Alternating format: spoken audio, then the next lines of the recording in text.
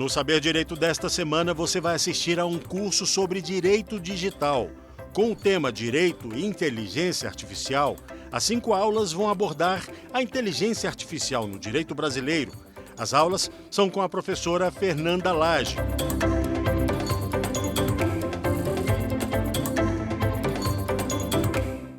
Sejam muito bem-vindos e muito bem-vindas à nossa terceira aula sobre Direito e Inteligência Artificial. Eu me chamo Fernanda Lage, sou professora e pesquisadora da Universidade de Brasília e trabalho o tema de Direito e Inteligência Artificial no Poder Judiciário e suas pesquisas aplicadas. Nosso terceiro encontro, hoje, nós vamos falar sobre temas extremamente polêmicos e muito interessantes ao direito.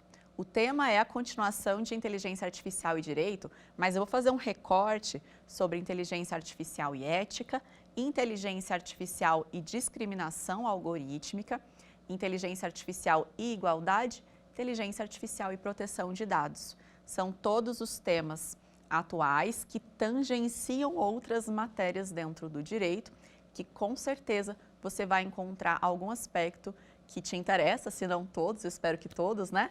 Mas algum que ligue com a sua pesquisa. Eu quero começar contando um caso que ficou muito famoso, chegou até o Brasil, inclusive, mas ficou mundialmente famoso, que é o caso de Cambridge Analytica. O caso de Cambridge Analytica, né, foi um boom, assim, muito polêmico à época. Aconteceu em uma rede social específica, em que havia uma aplicação, né, nessa rede social, que era uma aplicação para você fazer um teste de personalidade. Então, você, que era membro daquela rede social, clicava ali naquela aplicação e fazia um teste de personalidade para descobrir ali suas características. Bem, você achava que estava fazendo um teste de personalidade, porque o que aconteceu?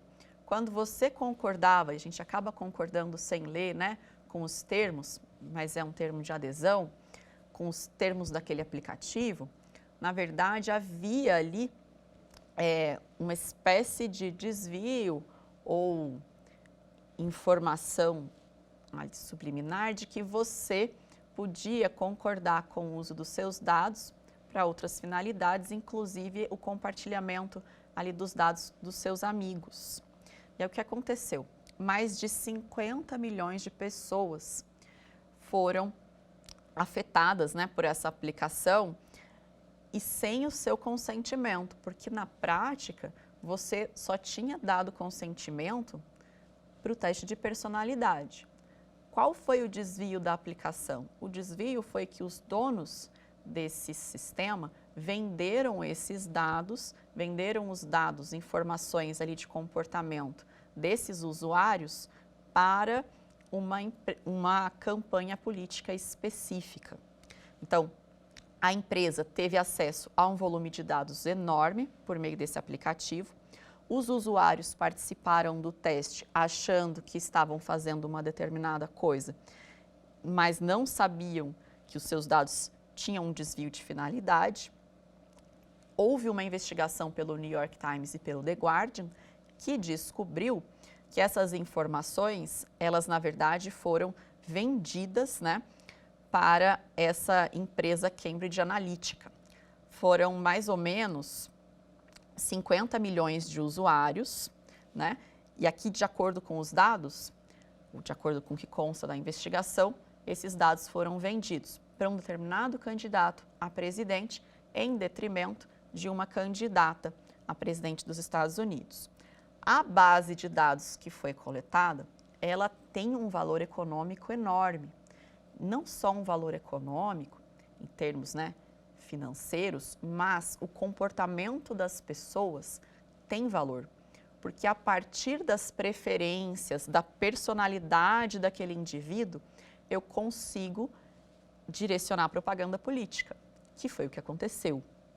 Agora, você concorda que se você fez algo imaginando que era um teste de personalidade ou era mudar sua foto para como você vai ser daqui a 30, 50 anos, você está concordando com um uso determinado e não com o desvio da finalidade dele? Você não está autorizando a usar esses mesmos dados para te direcionar a propaganda política.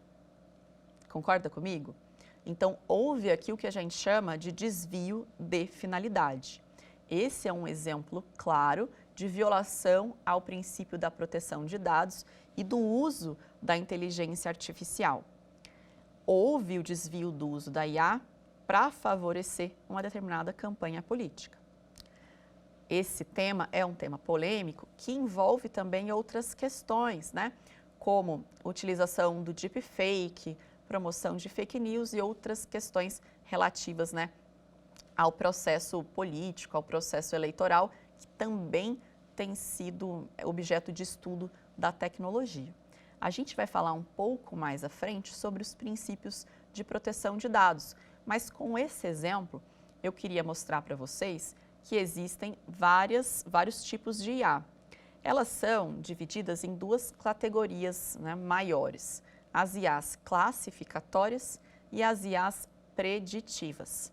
Nas IAs classificatórias, o objetivo é fazer uma leitura de documentos e catalogar, classificar, rotular esses documentos. No nosso caso aqui da Cambridge Analytica, por exemplo, a ideia foi categorizar pessoas em grupos de acordo com preferências. Então, quem são as pessoas que têm um determinado comportamento para um grupo político?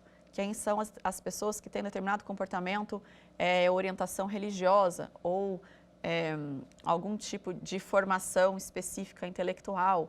E aí você vai setorizando e classificando essas pessoas em grupos. Essa é a IA classificatória. Também podem ser documentos jurídicos, peças e sentenças, como a gente já comentou.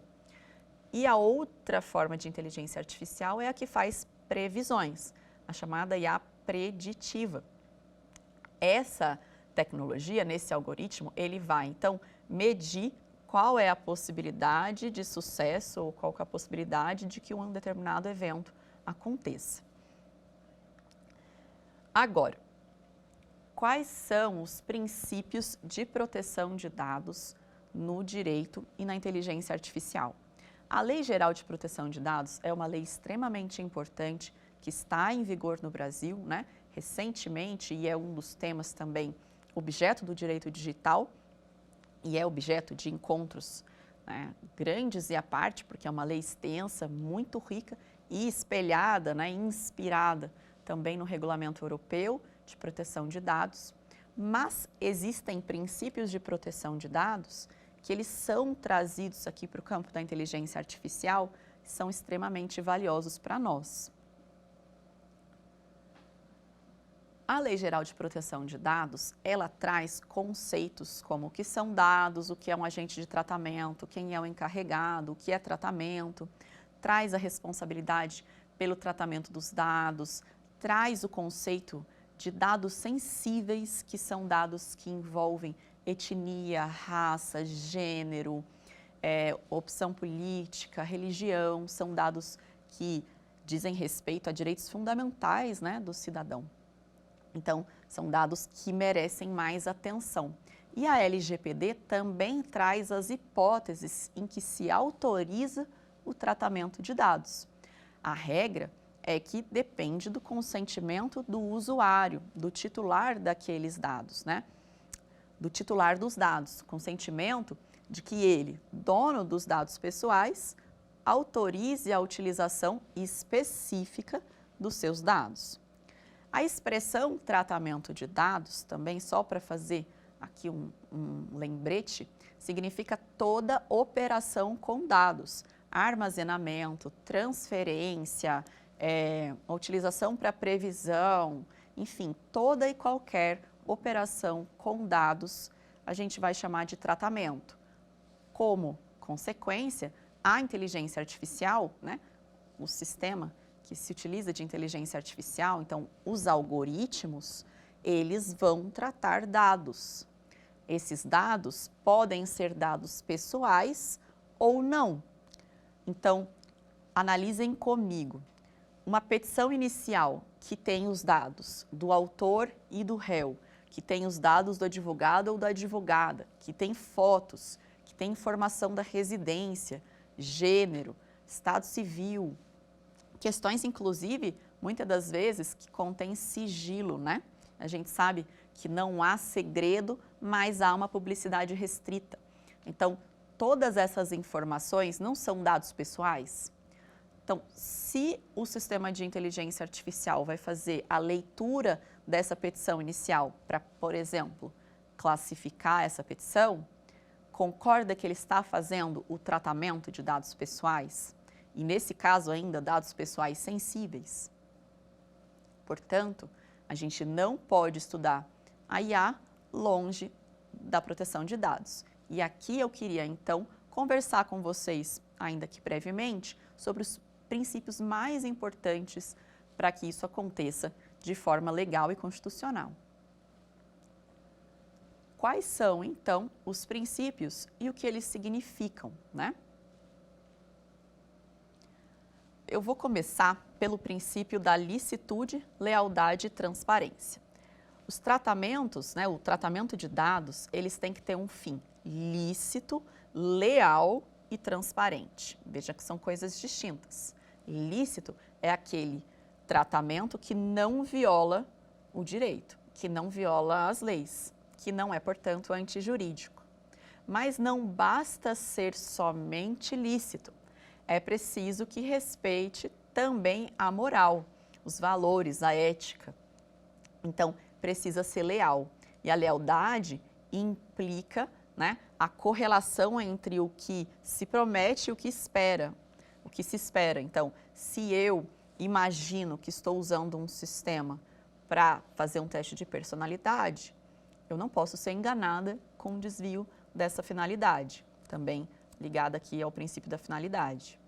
E a transparência envolve não abrir o segredo, né? Abrir ali a caixa preta no sentido de a receita do bolo, a receita daquele programa específico, mas transparência no banco de dados, transparência na forma pela qual você vai treinar esse algoritmo, transparência nos resultados, enfim, tudo o que facilite a fiscalização. O próximo princípio, também ligado ao primeiro, é o da limitação das finalidades.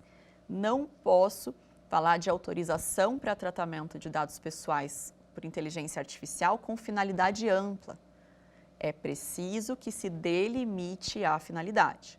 Então, esse algoritmo ele vai ser responsável por identificar qual é a petição inicial e elaborar um mandado de citação, por exemplo. Então, essa é a finalidade. Eu não posso utilizar os dados dessa petição inicial para, por exemplo, enviar para uma determinada secretaria de governo. Eu não posso compartilhar esses dados com um determinado ministério. Ainda, princípio da exatidão, os dados, eles têm que ser exatos, estar exatos, o que significa dizer que você tem direito a retificar os seus dados pessoais em qualquer banco de dados. Então, se um determinado banco de dados, o meu nome está escrito de forma equivocada ou meu endereço já não corresponde, a minha profissão não corresponde, o meu gênero não corresponde, eu tenho direito à retificação e não pode ser negado ao cidadão o direito de retificar os seus dados pessoais naquele banco de dados. Ainda, um princípio também muito importante que é o da limitação da conservação.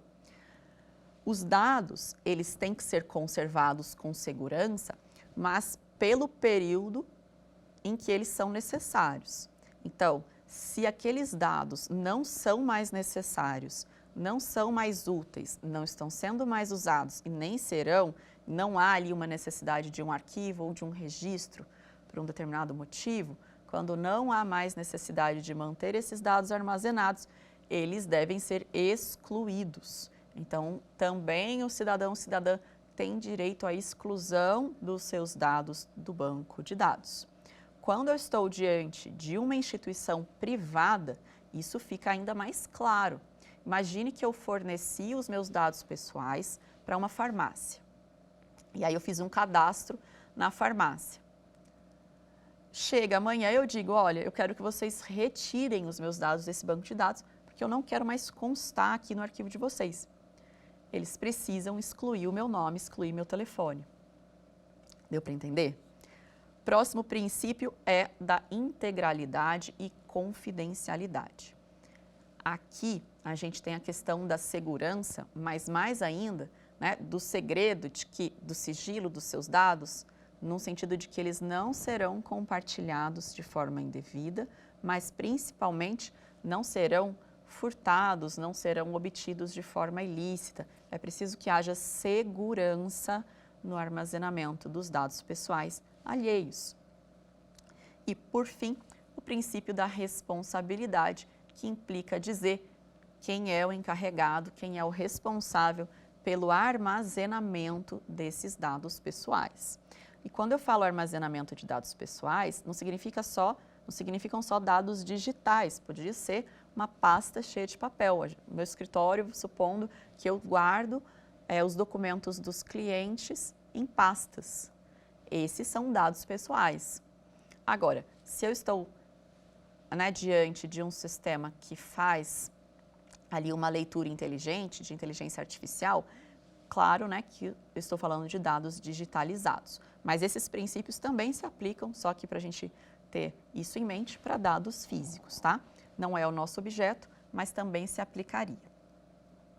Agora, quais são os 5 princípios fundamentais do uso da IA em sistemas judiciais? Então, o foco agora é falar de sistema judicial, a utilização dessa tecnologia em sistemas judiciais. O primeiro deles é o princípio ao respeito dos direitos fundamentais, o respeito aos direitos fundamentais. A utilização da tecnologia, ela não pode violar direitos fundamentais. Em outras palavras, não se aceita uma finalidade que vá de encontro aos direitos preconizados na Constituição. É preciso que a gente leia o artigo 5º, o artigo 6º e outros artigos que trazem direitos e garantias individuais, coletivas, direitos sociais, e não tenha afastado quais são ali as suas previsões quando a gente for pensar numa aplicação de IA. Porque, de novo, a gente comentava, vai ser o tema do nosso 5º encontro, sobre o juiz robô. O juiz, ele pode julgar por meio de um robô. O que eu quero dizer é, pode a inteligência artificial dar a última palavra sobre um determinado julgamento? Veja, para você responder a essa pergunta, você precisa voltar a abrir lá a Constituição e se perguntar, será que não existe aqui algum dispositivo que contrariaria essa previsão? Eu posso polemizar perguntando a vocês se o princípio do juiz natural não seria um impeditivo a um juiz robô, ou o princípio da inafastabilidade da jurisdição, ou o próprio princípio do devido processo legal. Ainda, falando de direitos fundamentais, uma tecnologia que vem e discrimina, um determinado grupo social ou um determinado gênero, ela não violaria um direito fundamental? Então, essa é uma das principais questões que a gente coloca, e o ideal é que ela seja usada, na verdade, para efetivar esses direitos, com saúde, transporte, a gente comentou, educação e vários outros usos benéficos, e não violá-los. E aí, intimamente ligado ao primeiro princípio, é o princípio da não discriminação. A tecnologia não pode ser utilizada para discriminar grupos, especialmente grupos sociais minorizados, Ela não pode ser um instrumento de discriminação. A gente vai falar sobre a discriminação algorítmica daqui a pouco, mas é preciso lembrar que a neutralidade ela é um mito, Nenhum juiz ou juíza é neutro, nenhum julgador é neutro, e a tecnologia também não é neutra, porque existe uma pessoa por trás dela, concordam? Existe uma pessoa com valores, ou um grupo com valores, que fez o desenvolvimento e a programação dessa tecnologia. Então, naturalmente, você vai ter ali, naquele desenvolvimento, o envolvimento de valores, de questões morais. Então, não há neutralidade. Agora, como eu vou reduzir, como eu vou mitigar os desvios, como eu vou fazer com que esses valores atendam ao bem comum.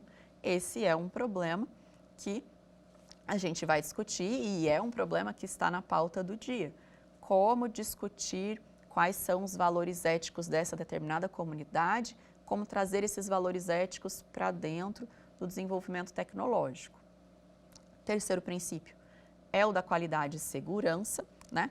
O processamento de dados, ele tem que ser feito com precisão, e aqui você vai lembrar da nossa aula 2, né? Que foi qual é o meu standard de aceitação, né? De validação do sistema, 70% de acerto, 80% de acerto, qual é o meu padrão de qualidade? E o princípio da segurança significa dizer que os dados pessoais, especialmente se eu estiver diante de dados relativos a processos, e pense ainda processos que envolvem pessoas incapazes, pessoas vulneráveis, né? Esses processos, eles têm que estar guardados de forma segura. Então, não pode haver invasão, tem que haver uma proteção contra ataques, etc.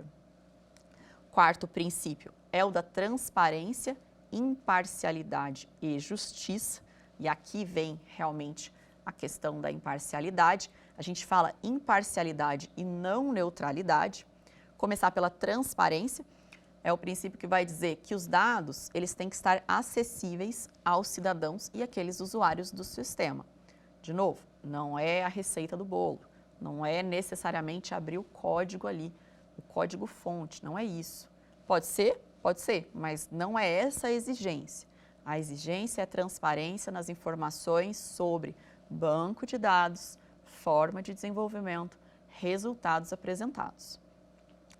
O princípio da transparência, da imparcialidade e da justiça, ele traz explicação, né, para a sociedade sobre aquele sistema. E, por fim, o princípio sob controle do usuário, que ele envolve o direito do usuário de contestar aquela resposta. Então, dizer, olha, não concordo, o direito ao recurso.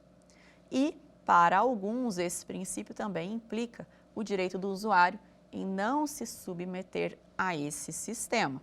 Esse último ponto é polêmico. Eu posso, então, dizer, olha, não quero que os meus dados sejam tratados por um determinado sistema com inteligência artificial. Resposta, depende, né?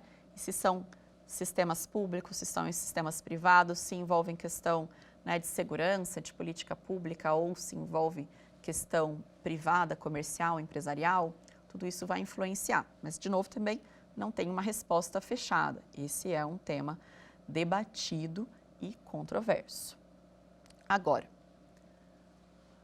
vamos aprofundar um pouco na temática dos vieses, ou em inglês, bias. Bias é uma expressão que a gente acabou importando, que significa viés, mas é um viés discriminatório, porque pode ser que exista ali um viés positivo, né? A gente fala, não, isso está aqui em viés de alto, isso é um viés positivo. Os bias são vieses, são desvios mais negativos, que a gente não quer que aconteça. Mas pode ser que aconteça, né? Então, esses bias são desvios, e a gente vai falar que desvios algorítmicos, então, podem causar discriminação algorítmica. Veja, existem vários problemas na nossa sociedade, né, que trazem ali as causas sérias de discriminação, de desigualdade, de desestruturação, né, da estrutura desigual do Estado, enfim, todo um processo histórico que a gente sofreu e que grupos, né, socialmente minorizados sofrem até hoje. Agora, a tecnologia não pode ser um instrumento para vulnerar esses grupos e para aumentar essa disparidade, essa desigualdade que já existe e é tão presente na sociedade brasileira. O que acontece? Você vai proibir o desenvolvimento da tecnologia? A resposta é não. Existem mecanismos, existem formas de reduzir esses desvios e, inclusive, né, efetivar direitos e trabalhar de forma inclusiva.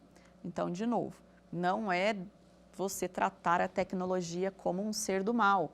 Na verdade, quem é do mal é aquele que utiliza essa tecnologia para um fim que não é lícito.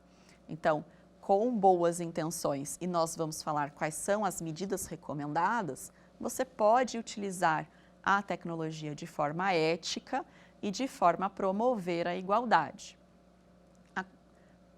Mas eu preciso falar também um pouco dos problemas que acontecem para vocês compreenderem o cenário que a gente está, enfim, vivendo. Os algoritmos, eles podem colocar em risco a privacidade das pessoas. Eu trouxe o caso da Cambridge Analytica, vocês puderam perceber, né? Você, às vezes, se inscreve num determinado aplicativo e não sabe para onde estão indo seus dados, né? Os seus dados bancários também, a gente tem aí uma série de problemas de vazamentos de dados bancários, de vazamentos de dados pessoais, enfim. Hoje, os dados pessoais representam o direito de proteção aos dados pessoais, um dos direitos mais importantes do ser humano, né? Claro, para além daqueles já tradicionais, mas na modernidade ele é um dos direitos mais importantes. E aí, como fazer com que você consiga conciliar o desenvolvimento com a proteção dos dados pessoais e a proteção da igualdade? Vou começar com um caso que ficou muito famoso nos Estados Unidos, que foi revelado por uma ONG chamada ProPublica. Esse caso é um dos casos que todo mundo que estuda inteligência artificial analisa, ele é muito debatido, que é o caso do algoritmo Compass.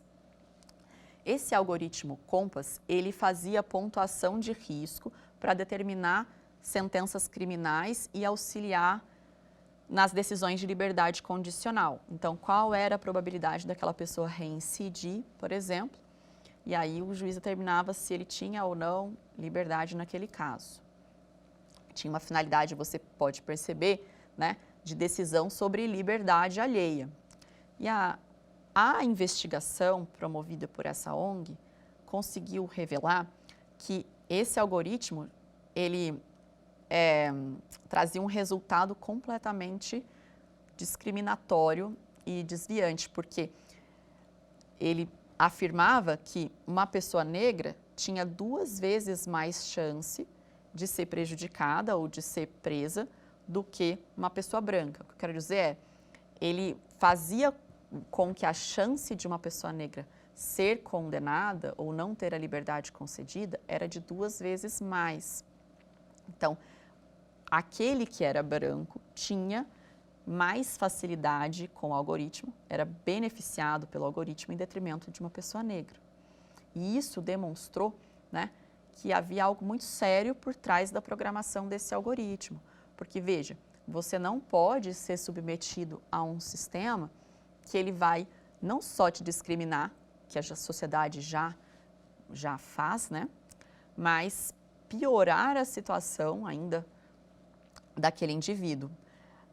Essa mesma ONG buscou demonstrar que as práticas, né, de segmentação em bairros, a segmentação ali, os índices utilizados, os dados utilizados eram dados que não eram representativos e faziam com que você tivesse uma resposta que não é necessariamente verdadeira, uma resposta que prejudica um determinado grupo. A mesma coisa aconteceu e também foi denunciada com relação a segmentos de anúncios em plataformas de rede social. Então, por exemplo, eles descobriram, né, com relação ao gênero, que o gênero masculino tinha mais facilidade de receber propagandas de emprego na rede social e o gênero feminino recebia mais propagandas relativas a questões domésticas. Isso porque aquela IA não foi treinada com dados que fossem igualitários. Ainda, né, sobre esse caso de discriminação, um algoritmo desenvolvido nos Estados Unidos atribuiu pacientes a categorias de risco com base nos custos de assistência médica. Então, o índice utilizado por eles para poder dizer qual que era o risco daquele paciente para ter assistência de saúde era com base no custo do plano de saúde dele, ou no custo que ele gastava que ele tinha com assistência médica. Acontece que em determinado segmento, em determinado bairro, em determinada localidade, ou em determinado grupo, você pode ter que aquelas pessoas, por serem desfavorecidas pela sociedade, elas não tenham condições de arcar com assistência médica, então elas têm um custo de investimento baixo. Logo, afirmava-se por meio desse algoritmo que o risco era alto. Veja, você tem ali uma conclusão que é falsa. Os algoritmos, né, eles têm níveis de risco. Então, nem todo algoritmo apresenta um risco tão elevado. Vou dar um exemplo. Um algoritmo que faz pesquisa de jurisprudência. Ele tem menos risco, né, menos impacto do que um algoritmo que faz reconhecimento facial. Concorda? Então, existem níveis de riscos. A União Europeia dividiu os níveis de risco de inteligência artificial. O primeiro risco é o chamado risco mínimo, ou nenhum risco. Nesse caso, né, o uso da inteligência artificial é praticamente livre e você não precisa ter, não ter tantas cautelas ou fazer uma espécie de uma licença para a utilização desse algoritmo, enfim. É menos controverso e o impacto não é tão sério. Agora, existe uma categoria de risco limitado. No risco mínimo, que eu acabei de falar, você tem um exemplo que são os filtros de spam, né? Os filtros de spam, você tem ali uma tecnologia que vai, na verdade, te facilitar, melhorar a sua gestão ali da caixa de entrada. Agora, o risco limitado, ele tem uma transparência para informar o cidadão do que está acontecendo, mas o impacto também ainda não viola diretamente direitos fundamentais. O exemplo que a gente dá é o dos chatbots, geralmente chatbots de informação a consumidor e etc. Há a categoria de alto risco, né? Como é o reconhecimento facial, como são procedimentos de classificação de currículos. E essa categoria de alto risco, ela é a que a gente precisa se atentar. Talvez necessidade de criação de uma licença, né? Ainda não há no Brasil licença para desenvolvimento de tecnologia de inteligência artificial, mas é uma possibilidade. A gente vai falar da avaliação de impacto de risco, medidas de precaução e prevenção e realmente uma discussão se é possível ou não desenvolver, interessante ou não desenvolver essa IA. Por fim, a última categoria é chamada de inaceitável e seria, por exemplo, a pontuação social e técnicas de mensagem subliminar. Agora, ainda há outros exemplos de desvios algorítmicos. Um deles é do recrutamento de empregados e empregadas por empresas. Um varejista online, né, e aqui não vou mencionar nome, cuja força de trabalho é 60% masculina e onde os homens ocupam 74% dos cargos gerenciais da empresa, resolveram fazer um algoritmo de recrutamento online de trabalhadores e trabalhadoras. Acontece que o banco de dados que eles utilizaram representava esses 60% e 74% que eu mencionei para vocês. Então, concorda que não havia igualdade entre a quantidade de dados de homens e a quantidade de dados de mulheres? Aqui no caso, né? Qual foi a consequência real desse caso? A consequência é que homens foram muito mais favorecidos do que pessoas do gênero feminino. Agora, falamos do Compass, né? Eu não vou voltar a falar dele. Eu queria fazer um recorte do reconhecimento facial. Todo mundo já ouviu falar da tecnologia de reconhecimento facial.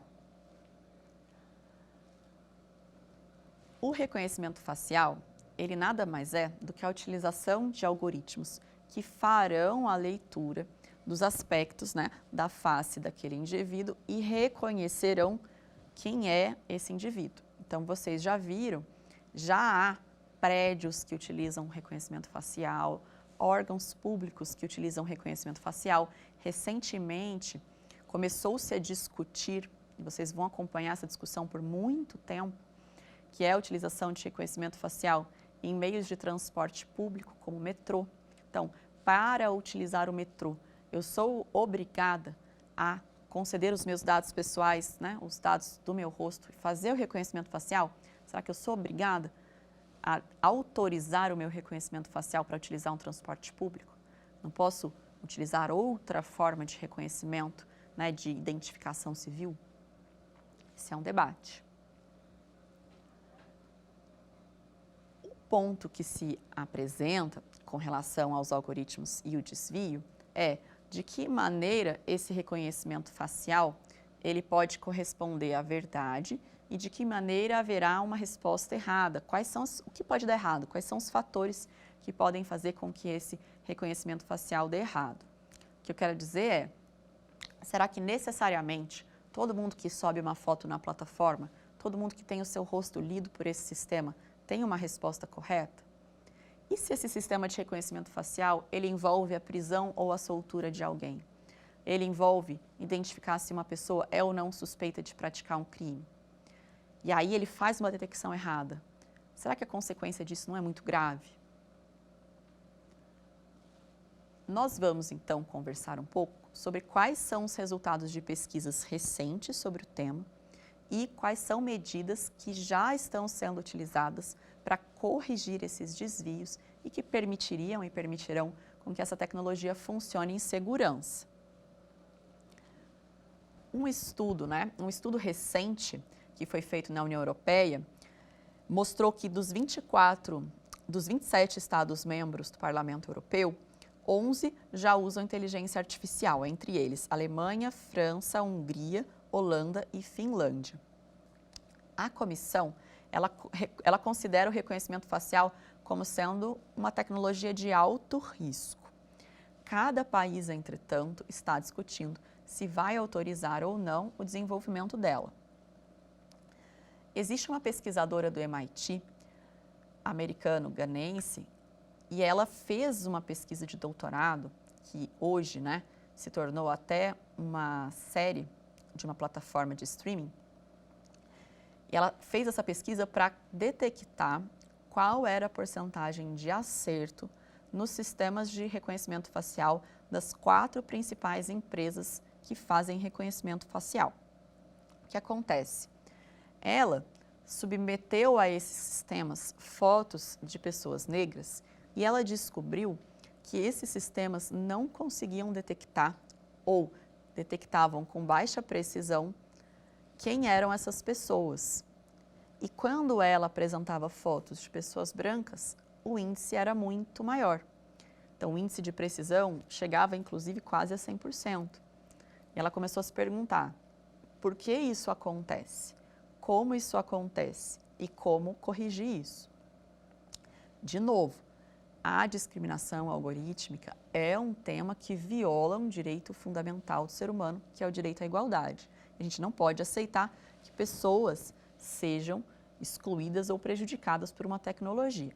Existem, entretanto, saídas, soluções e medidas que devem ser incentivadas, inclusive pelos governos, Aqui, alguns dados para vocês entenderem. Estima-se que a maioria dos conjuntos de dados de treinamento de reconhecimento facial é mais de 75% masculina e mais 80% branca. Então, de 100, 75% dos dados são de homens e 80% de pessoas brancas. Você tem aí um recorte que são mais dados de homens brancos do que de mulheres, especialmente a interseccionalidade, gênero e raça, mulher negra. E aí o que acontece? Quando você apresenta a foto de um homem branco, a chance do sistema acertar é muito maior. A pesquisadora do MIT, descobriu que as taxas de erros, os erros na identificação de fotos eram 20% para uma empresa, 34% de erro para outra empresa, todas com relação a mulheres negras. Então, com relação a mulheres negras, você tinha aí um erro de 34%, de 20% em outro caso. Veja que não é pouca coisa, E quais são as causas desses vieses? Quais são os motivos pelos quais há esse erro? O primeiro motivo é o preconceito histórico, né? A discriminação histórica. A sociedade, ela tem enraizado preconceitos. O Brasil, especialmente, é um país marcado por desigualdades extremas, né?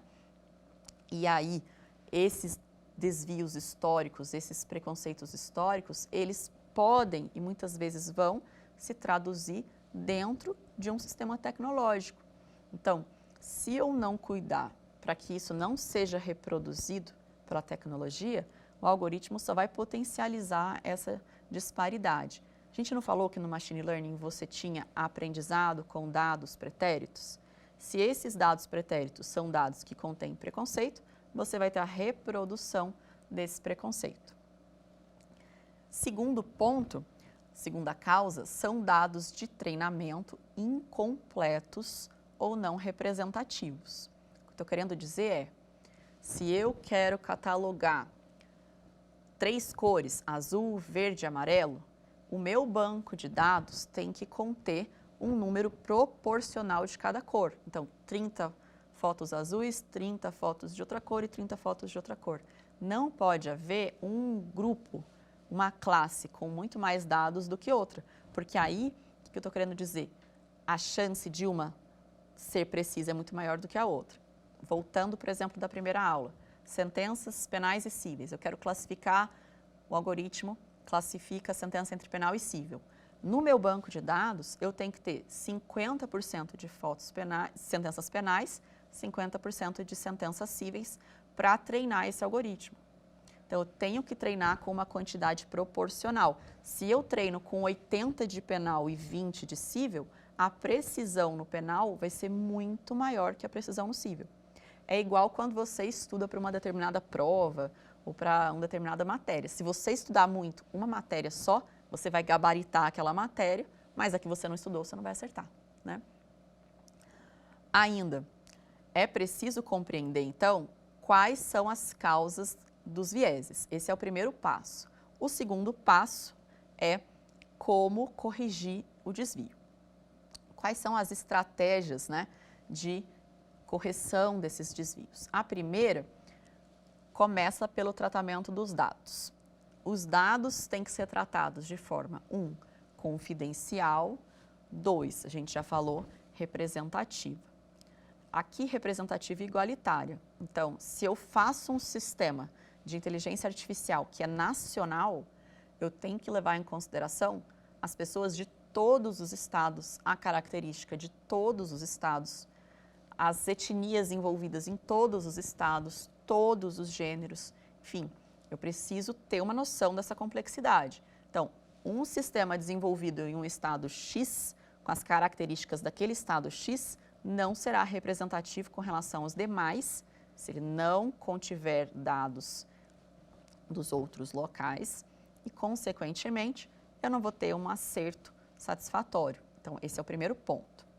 O segundo, né, é importante que as leis, e aqui no caso pensando em política legislativa, também acompanhem o desenvolvimento da tecnologia.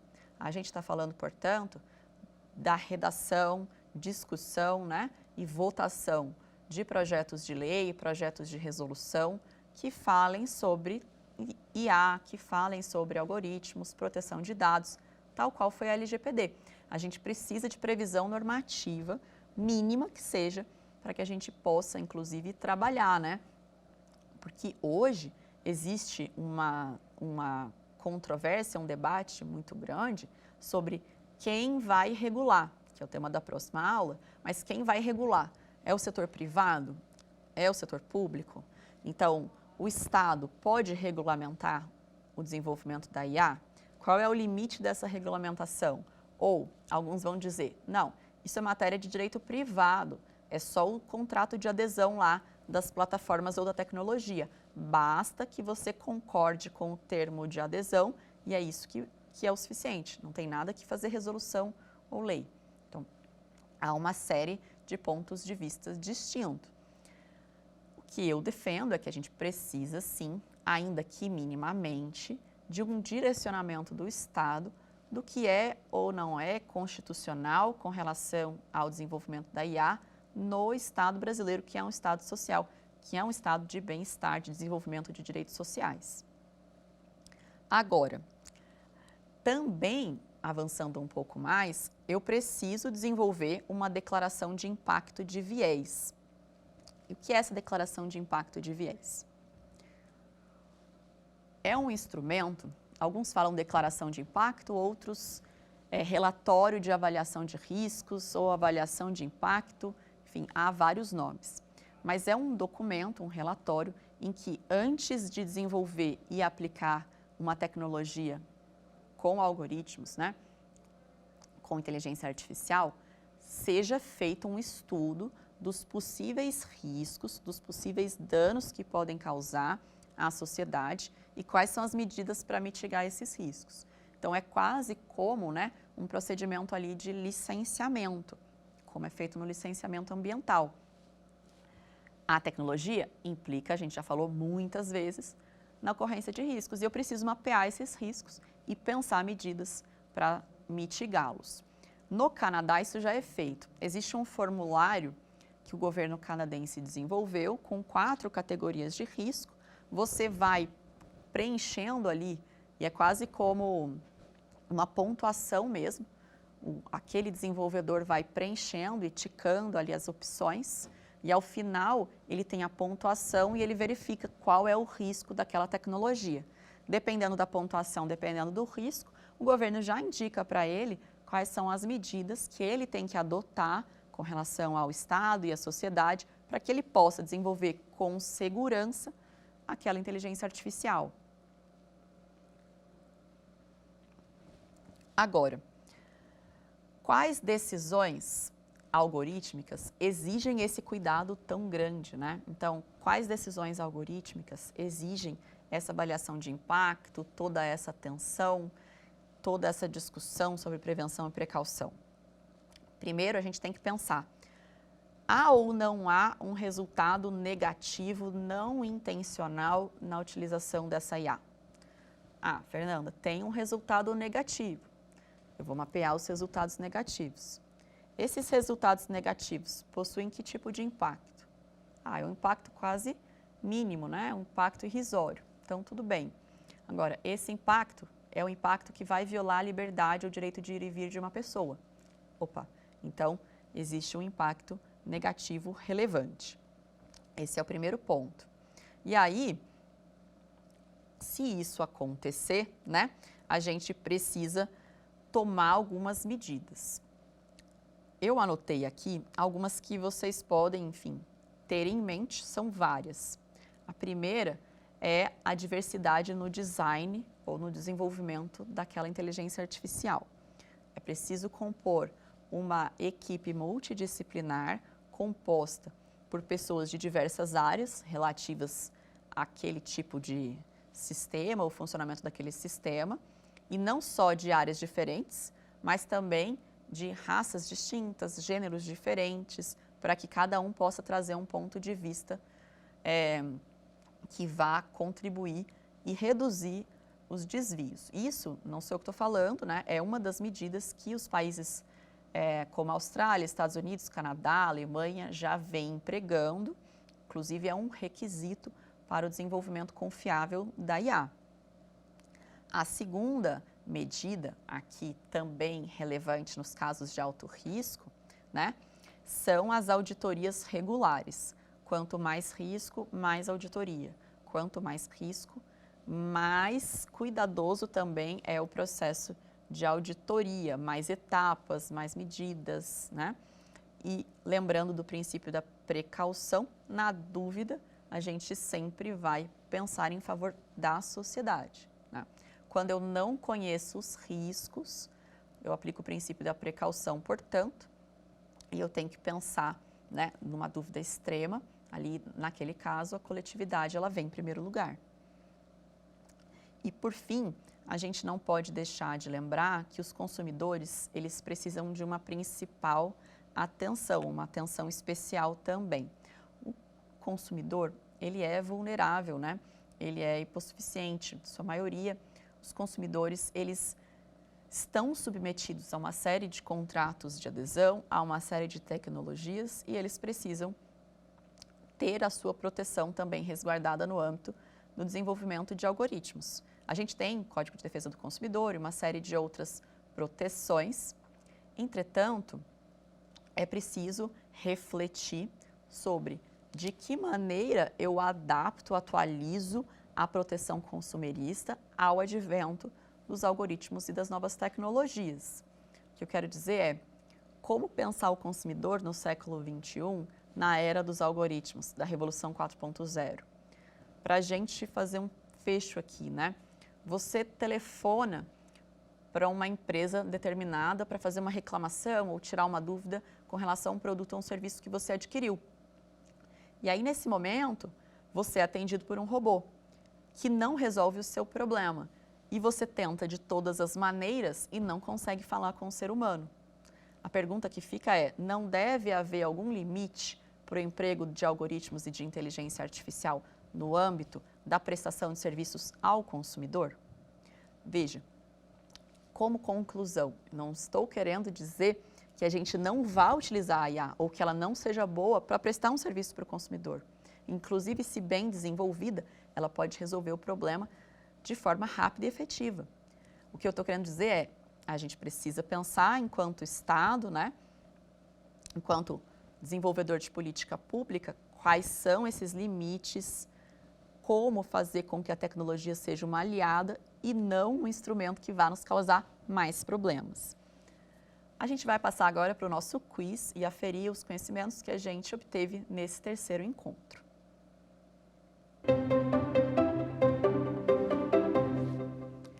Primeira questão, qual não é um princípio de proteção de dados que deve ser utilizado, adotado no uso da IA? Letra A, licitude, lealdade e transparência. Letra B, limitação das finalidades. Letra C, integridade. Letra D, inexatidão. E aí, já pensaram na resposta certa? A resposta certa é a letra D. Lembrando que a pergunta, ela é sobre qual não é um princípio. E o princípio é o da exatidão e não da inexatidão. A gente falou que os dados eles têm que estar exatos, inclusive você tem direito de retificar os seus dados pessoais em um determinado banco de dados. A letra A traz um princípio da licitude, o da lealdade e transparência, são coisas distintas. Licitude é uma atuação de acordo com a lei, uma atuação lícita, né? Lei e princípios. Lealdade significa moralidade, probidade, correção. E transparência está ligada a um dever de prestação, inclusive, de informações, de acesso à informação à sociedade. E a própria democracia, né? Letra B, limitação da finalidade. A gente tem que a inteligência artificial se presta para uma finalidade específica e os dados também. E integridade, esses dados eles têm que ser armazenados com segurança e de maneira a garantir, né, confiabilidade no armazenamento desses dados pessoais. A gente vai para a segunda questão, portanto. Segunda questão, como é chamado o método que emprega a IA para previsão de decisões judiciais? A, método classificatório. B, método preditivo. C, método da ponderação. E D, método subjetivo. A resposta correta é a letra B, método preditivo. A gente falou em justiça preditiva, que é aquela justiça que faz previsão, que o algoritmo faz previsão. Se uma sentença vai ser favorável ou não, se uma decisão vai ser favorável, qual a porcentagem de acerto, né? Então, essa é a chamada justiça preditiva. Entretanto, existem outras finalidades da IA. Classificação de documentos, inclusive a gente falou sobre redação de peças processuais, mas a ponderação não é uma delas. A gente vai para a terceira questão. Qual é o princípio que representa o dever de tornar os métodos de processamento de dados acessíveis e compreensíveis, autorizando auditorias externas? A, princípio da não discriminação. B, princípio sob controle do usuário, C, princípio da opacidade ou D, princípio da imparcialidade e transparência. Essa questão a gente conversou bastante. Vocês têm a resposta? A alternativa correta é a letra D.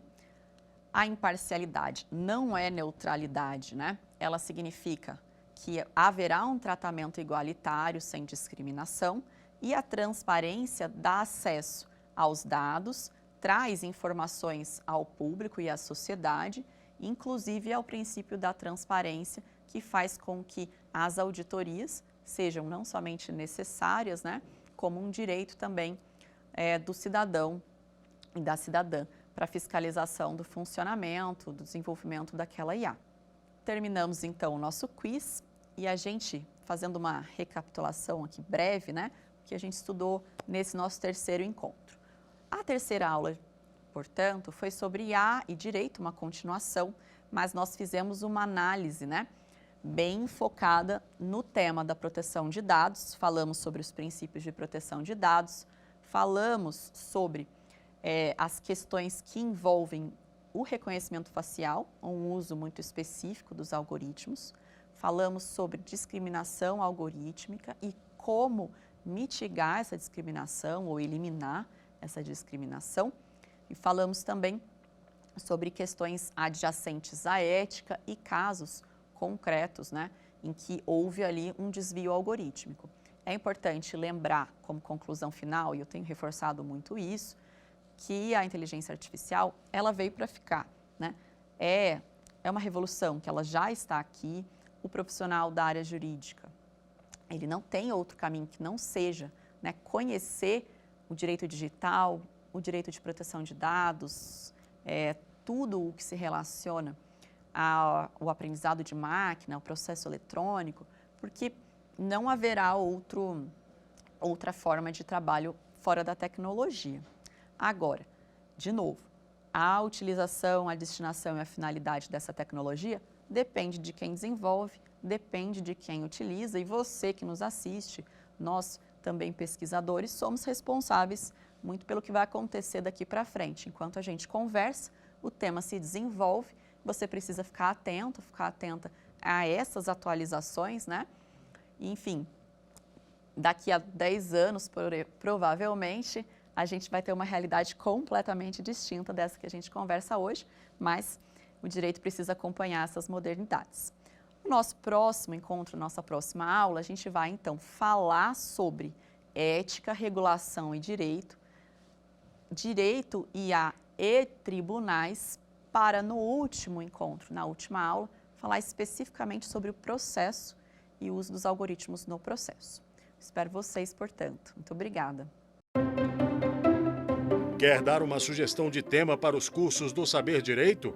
Então mande um e-mail para a gente, saberdireito@stf.jus.br, ou entre em contato por WhatsApp. O número é esse que aparece na tela. Você também pode acompanhar as aulas pela internet. Acesse tvjustiça.jus.br ou nosso canal no YouTube, TV Justiça Oficial.